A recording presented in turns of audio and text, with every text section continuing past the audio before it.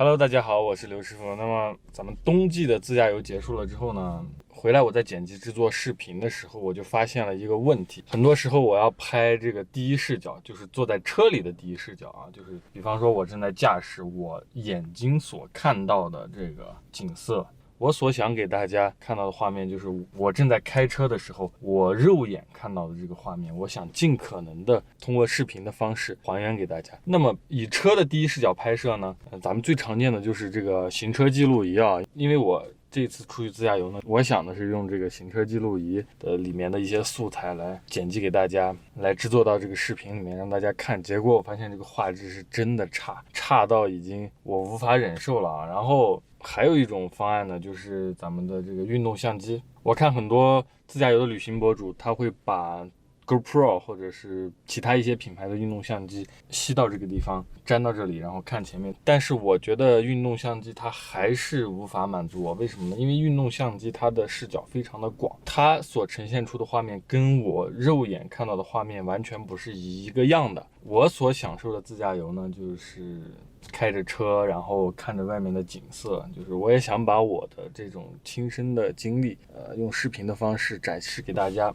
所以说，当我这次自驾游回来，发现我目前的这个拍摄的方法呢，完全达不到这个效果，所以我就决定自己来研究一套这个解决方案。我要求的是，第一，要跟肉眼看到的一样；第二，画质要非常的高，最起码要比运动相机、GoPro 这些的画质要很高，最起码咱们得用微单反来录制这个视频。那所以我准备自己来制造一套这样的拍摄方案。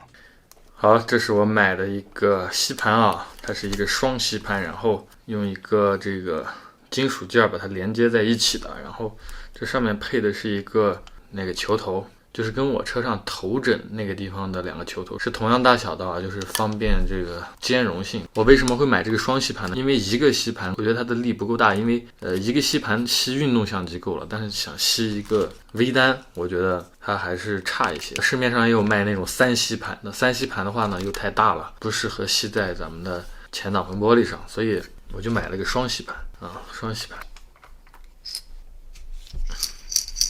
然后这是一个小的球形云台和一套这个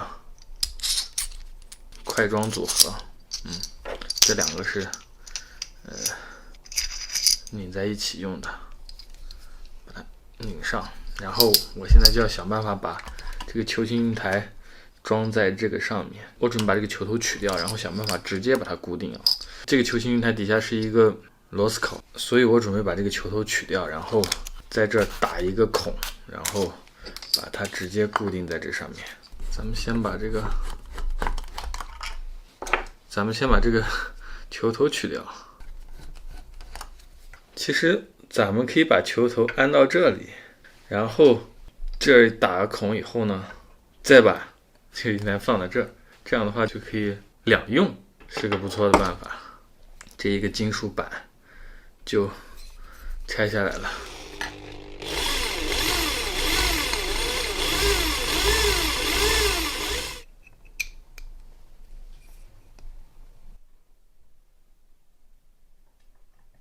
OK，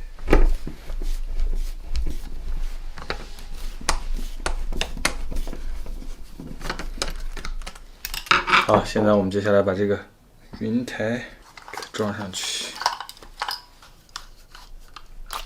OK， 制作完成。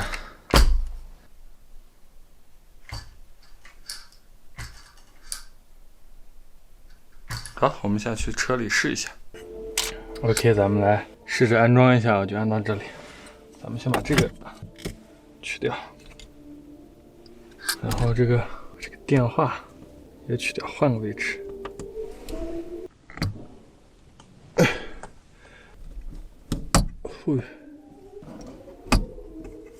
哇塞，太紧了吧这也！看，稳如老狗。这还有一个球头。好，我们现在把相机装上去试试。这是一个快接啊，你看。当然了，咱们的这个相机上面也有一个这个快接，这个底下的，所以咱们可以非常快速的这就装上了。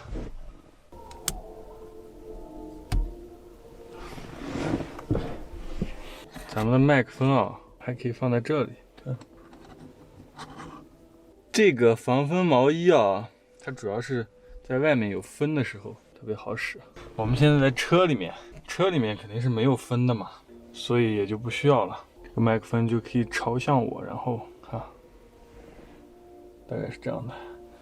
你要说挡视线的话呢，也不挡吧？看，倒车镜也能看，这个小窗也能看，前挡风玻璃以及我的视角，它是不挡的。对吧？你看，前挡是一点没挡，主要就是它跟 A 柱完美的重合了啊，倒车镜也不挡。这样的话，我就可以得到一个非常高画质的第一视角镜头。我们现在去试一下。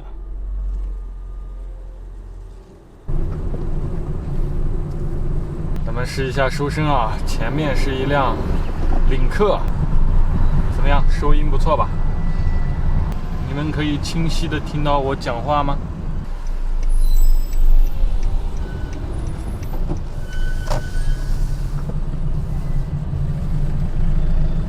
换电池啊，也非常的方便。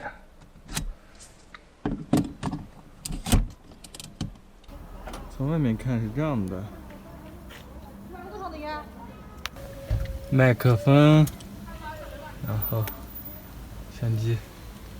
咱们现在换一台相机，用这台试试。我们先把这个快装板的底座给它拧上去了。好了，拧上以后，大家看一下，这个镜头它其实是一个手动镜头。咱们拧这个对焦环，把它的焦段锁定在无限远啊，无限远。看拧到无限远。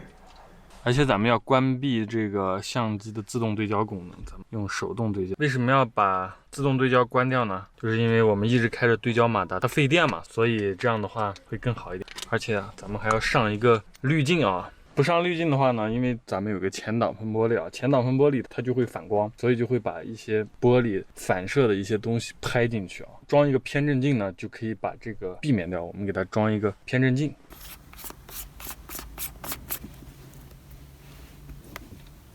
OK， 这是一个偏振镜。大家看这块儿啊，这块这个横条什么呢？这个横条其实就是咱们的汽车的这个空调出风口，它的反光，看到了吗？在画面的这个位置，咱们怎么把它消除掉呢？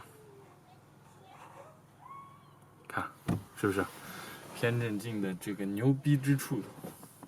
好，喂，好吧，我们现在就来试一下这一套组合。咱们这个相机的唯一的一个缺点是什么呢？就是它没有防抖。我现在目测我就觉得它很抖。相机，而且没有抖。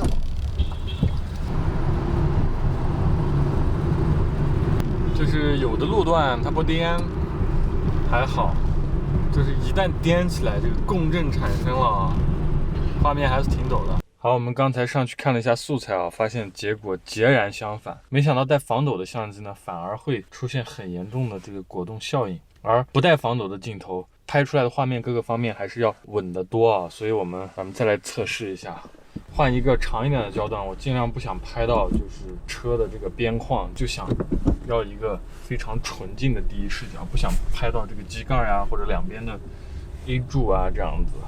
我们试一下这颗镜头怎么样？就是效果这东西啊，还是得反复的去尝试，最终找到一个最佳的方案。